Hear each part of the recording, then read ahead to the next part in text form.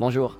Devant moi, j'ai le Samsung Galaxy S25. Et dans cette vidéo, je vais vous montrer comment déverrouiller cet appareil sans le mot de passe.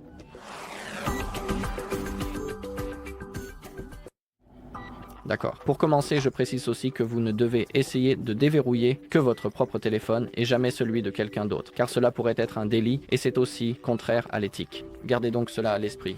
Très bien, maintenant, nous avons deux méthodes pour déverrouiller cet appareil sans le mot de passe, et laissez-moi vous montrer ces deux méthodes. Mais pour la première méthode, faisons comme si ce téléphone n'était pas verrouillé. Mais ne vous inquiétez pas, l'action que je vais vous montrer et toutes ces étapes, de toute façon, vous devrez les répéter sur n'importe quel autre appareil. Pas sur votre Samsung, mais sur votre autre appareil. Parce que vous savez, celui-ci sera verrouillé, donc nous ne pourrons rien faire. Donc, sur votre autre appareil, ouvrez Chrome. Maintenant, tapez Find My Device. Assurez-vous également que sur votre navigateur, vous êtes connecté au même compte Google que celui utilisé sur votre Samsung. Maintenant, cliquez sur Find My Device, sélectionnez votre Galaxy S25 et maintenant, nous devons cliquer sur Réinitialiser l'appareil aux paramètres d'usine. Rappelez-vous que toutes vos données seront effacées de façon permanente. Vous pouvez lire les informations à ce sujet ici. De plus, après la réinitialisation, la localisation de l'appareil ne sera plus disponible dans le Find Pub. Et si l'appareil est hors ligne, l'effacement commencera dès qu'il sera de nouveau en ligne. Aussi, je vous le dis tout de suite, dans les deux méthodes que je vais vous montrer, vous perdrez toutes vos données. Donc si vous n'avez pas de sauvegarde, vous ne pourrez pas restaurer les données. Et en fait, lorsque votre téléphone est verrouillé, vous n'aurez même pas la possibilité de créer une sauvegarde. Donc maintenant, cliquez sur Suivant. Attendez un petit peu, et maintenant, nous devons vérifier en utilisant notre verrouillage d'écran et notre mot de passe pour le compte Google. Mais je ne vais pas le faire tout de suite, parce que j'ai une autre méthode à vous montrer. Et maintenant, si vous saisissez votre mot de passe, et si vous faites tout correctement, alors votre appareil sera éteint, puis rallumé, et la prochaine étape sera tout simplement de configurer votre appareil.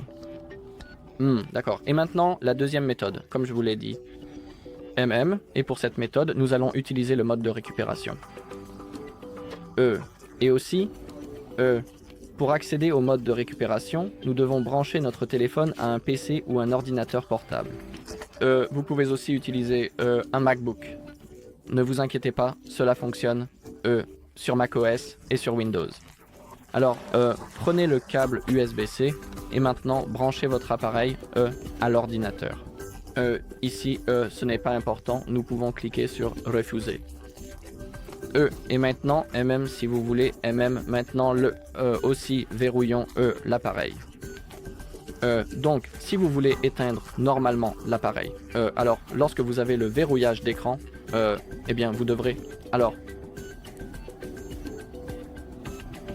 saisir le mot de passe. Dans notre cas, nous ne nous en souvenons pas, mais ne vous inquiétez pas. Nous allons utiliser le redémarrage forcé, Donc maintenant, maintenons le bouton d'alimentation et le bouton de réduction du volume, jusqu'à ce que l'appareil s'éteigne. Et ensuite, nous devons maintenir le bouton d'alimentation et le bouton d'augmentation du volume. Donc continuons à maintenir d'abord le bouton de réduction du volume et le bouton d'alimentation. Continuons à maintenir. D'accord. Maintenant, maintenons le bouton d'alimentation et le bouton d'augmentation du volume. Il faut le maintenir pendant, je ne sais pas, environ 1 à 2 minutes. Ça va prendre un peu de temps. Donc, simplement, soyez patient et continuez à maintenir ces deux boutons.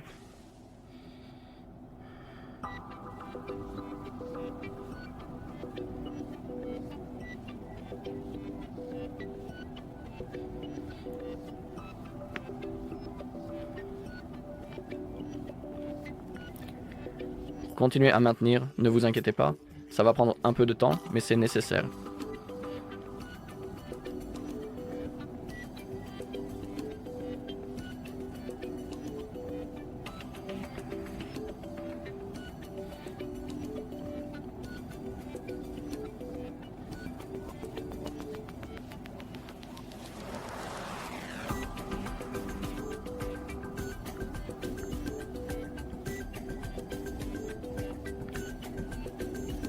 D'accord, le logo Samsung est bien apparu. Continuez à maintenir le bouton. D'accord. Et maintenant, enfin, nous sommes en mode récupération. Ça a pris un peu de temps, mais c'est nécessaire. Maintenant, comment naviguer dans ce menu? Puis pour se déplacer et naviguer dans le mode récupération, on utilise les touches de volume, comme vous pouvez le voir. Et maintenant, nous devons sélectionner, effacer les données réinitialisation d'usine. Nous utilisons le bouton d'alimentation pour confirmer l'option sélectionnée. Descendez avec la touche volume, sélectionnez réinitialisation des données d'usine. Et rappelez-vous qu'avec cette méthode, vous perdrez définitivement toutes vos données. Sélectionnez réinitialisation des données d'usine et appuyez sur le bouton d'alimentation. Vous voyez en bas de l'écran que l'effacement des données est terminé. Maintenant, sélectionnez éteindre ou redémarrer le système. Maintenant, confirmez en appuyant sur le bouton d'alimentation. Et maintenant, comme dans la méthode précédente, l'appareil va s'allumer et la prochaine étape consiste simplement à configurer notre appareil. Très bien. Et c'est tout pour cette vidéo. Merci à tous d'avoir regardé. Si cette vidéo vous a été utile, laissez un like, un commentaire et abonnez-vous.